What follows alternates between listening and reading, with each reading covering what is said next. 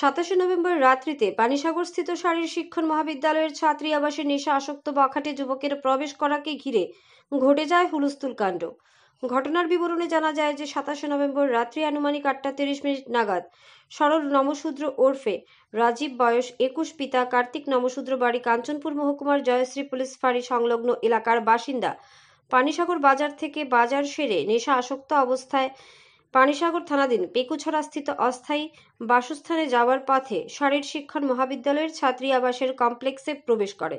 কর্মরত নৈশ প্রহরী অন্ধকারময় পরিস্থিতিতে এক যুবককে প্রবেশ করতে দেখে চোর চোর বলে চিৎকার করলে ভয়ে হতচকিত যুবকটি আবাসের ভেতরে প্রবেশ করে এবং একটি কক্ষে প্রবেশ করে বিছানার নিচে আত্মগোপন করে। পরবর্তীতে চারিদিকে অনেক খোঁজাখুঁজি করে তাকে পাওয়া যায়নি।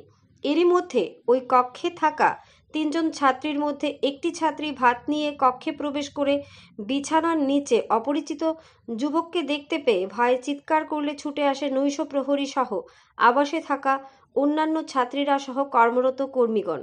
যুবকটিকে পাকড়াও করে কিছুটা উত্তম মধ্যম দিয়ে তুলে দেওয়া হয় পানিসাগর পুলিশের হাতে। এ মর্মে 28 নভেম্বর সকালে শারীর শিক্ষণ মহাবিদ্যালয়ের পক্ষ থেকে অভিযুক্ত যুবকটির বিরুদ্ধে পানিসাগর থানায় মামলা রুজু করলে পানিসাগর থানার পুলিশ সংশ্লিষ্ট ধারায় মামলা নিয়ে অভিযুক্ত যুবককে ধর্মনগর আদালতে সোপর্দ করে। খোঁজ নিয়ে জানা গেছে বর্তমানে আবাসটিতে দুটি বিল্ডিংয়ে পানিসাগর স্পোর্টস স্কুলের 38 জন এবং অন্যটিতে শারীর শিক্ষণ মহাবিদ্যালয়ের 40 জন ছাত্রী রয়েছে, অথচ রাত্রিতে নেই সঠিক পরিমাণ আলোর ব্যবস্থা। এছাড়াও শারীর শিক্ষণ মহাবিদ্যালয়ের নিরাপত্তার দায়িত্বে রয়েছে মোট 5 জন প্রহরী। বিশাল এলাকা জুড়ে বিস্তৃত কলেজটিকে প্রহরা দিতে গিয়ে 5 জন প্রহরীর হিমশিম খেতে হয়। প্রত্যক্ষদর্শী সহ স্থানীয় এলাকার লোকজন গতকালকের ঘটনার জন্য একমাত্র দায়ী করছেন নিরাপত্তার দায়িত্বে থাকা নৈশ প্রহরীদের। পাশাপাশি রাত্রিকালীন সময়ে অন্ধকারময় পরিবেশকে কাজে লাগিয়ে আবাসগুলিতে চলছে নানান ধরনের অসামাজিক কার্যকলাপ বলে জানা গেছে। গোটা উত্তর পূর্বাঞ্চলের একমাত্র শারীর শিক্ষণ মহাবিদ্যালয়ের অধ্যয়ন করতে রাজ্য তথা বহিরাজ্যের ছাত্রছাত্রীরা এখন নিরাপত্তাজনিত সমস্যায় ভুগছেন। ধর্মনগর থেকে নিজস্ব প্রতিনিধির রিপোর্ট, আরই ধর্মনগর। গতকালকে কি ঘটেছিল? গতকালকে ঘটেছিল আমরা ভাত খাওয়ার থেকে আসতে একটু লেট হয়েছিল। তো লেট হওয়ার পর আমরা দেখি আমাদের মানে মেন যে দরজা এটা একটু খোলা, তো পেছনের দরজাটাও খোলা। তারপর ভাবলাম হয়তো আমাদের ব্যাচমেট কেউ হোস্টেলের কেউ ব্যাচমেট ঢুকেছে, কিন্তু না। তারপর আমি ভাতের প্লেটটা যে এনেছি এটা নিচে রাখতে গেলাম, তখন অঙ্কিতা ওই দিক থেকে দেখলো ও শুয়ে আমাদের দিকে তাকিয়ে আছে। তারপর যখন আমরা চিৎকার শুরু করলাম তখন ও বেরিয়ে আমাদের কাছে অ্যাটাকের জন্য আসছিল। তখন আমাদের রুমের সাথে ব্যাচমেট যে ছিল সিকিমের ও রেশমা, ও সিঁড়ি দিয়ে নামার সময় শুনতে পেয়েছে আমাদের রুমে চিৎকার চলছে। তো তখন ও গিয়ে মানে ওকে ধরতে গিয়েছিল, ও মেরেছে রেশমাকে। তখন রেশমা দরজার সামনে এসে পড়েছে, তখন ওই ভ্যালকনিটা দিয়ে ভাগার চেষ্টা করেছিল, কিন্তু আমরা ভ্যালকনি লাগিয়ে দিয়েছি ভিতর দিক থেকে।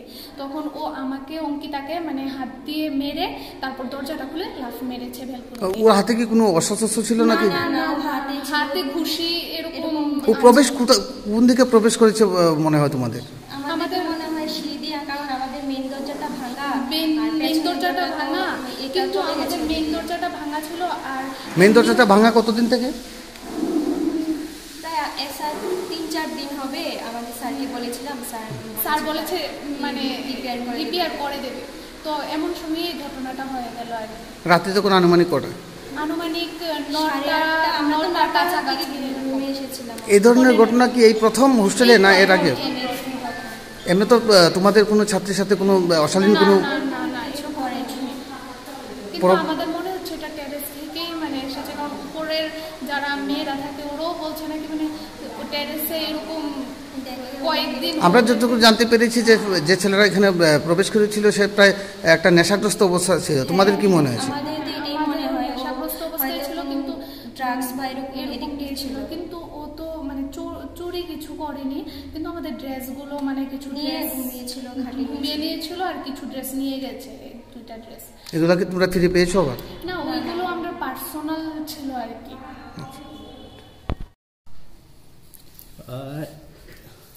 মূল ঘটনা বলতে এখানে একটা ছেলে, এটার বয়স কি 18 নিচে হবে নি আমি ঠিক বুঝতে পারি না। সিকিউরিটি যখন দেখলো একটা ছেলে হোস্টেলের দিকে ঢুকছে এবং সিকিউরিটি যখন চিৎকার করলো তখন ছেলেটা দৌড়ে গিয়ে ঘরে ঢুকে গেল, ঢুকে খাটের নিচে লুকিয়েছিল। তো এরপরে সবাই চিৎকার করলো, চিৎকার করে ওকে ওইখানে ঘরে দিল। ও এতটুকুই ব্যাপার। তো আনুমানিক কটার সময় ঘটেছিল ঘটনাটি? এটা খাওয়ার সময় 8:30 এরকম। যখন ঘরে প্রবেশ করে তখন কি এখানে কোনো স্টুডেন্ট ছাত্রী ছিল রুমে, নাকি ওরা খাওয়াতে ছিল? ছিল, কিছু খাওয়াতেও ছিল, কিছু ওইখানেও ছিল। এমনি তো কারোর সাথে কোনো ছাত্রীর সাথে তো কোনো অশালীন কোনো ব্যবহার করে নিয়েছে? ও সিকিউরিটি যখন চিৎকার দিল তখন ও ভিতরে ঢুকে গেল, ঢুকে ওই খাটের নিচে ঢুকে গেল এই প্রথম রুমের মধ্যে। তো স্যার এখানে আপনাদের এই হোস্টেলে কতজন স্টুডেন্ট রয়েছে? ও মেয়েরা তো প্রায় 40 জনের মতো আছে এবং স্পোর্টস স্কুলে আছে 40 জনের মতো। তো এখানে নিরাপত্তার দায়িত্বে আপনারা কজন সিকিউরিটি রাত্রেবেলা এবং দিনের বেলা ব্যবহার করে আমাদের থাকেন? ক্যাম্পাসে টোটাল 5 জন সিকিউরিটি আছে। গতকালকে সিকিউরিটি কজন ছিল ঘটনার সময়? ও 5 জনে ছিল, ওইখানে ছিল 2 জন ছিল। আচ্ছা, ওই সময় তো সিকিউরিটিকে স্যার টপকে গিয়ে কিভাবে ঘরে প্রবেশ করলো? না, এটা তো রাস্তার সাথেই এই হোস্টেলটা, এখান দিয়ে তো গ্রামবাসীও চলাচল করে।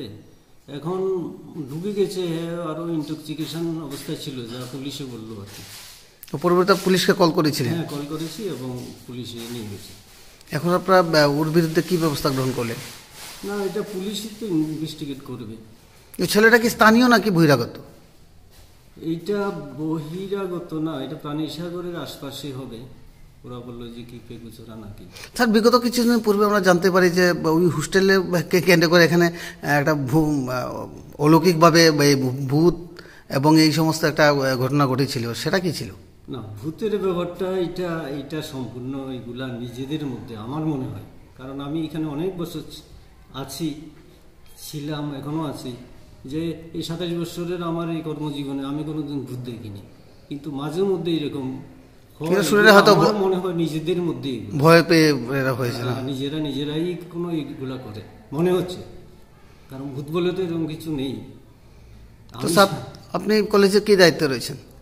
আমি কলেজের এখন ইনচার্জ হিসেবে আছি। স্যার আপনার শুভ নামটা? আমার নাম হচ্ছে ডক্টর দেবদুলাল বৈদ্য। ঠিক আছে।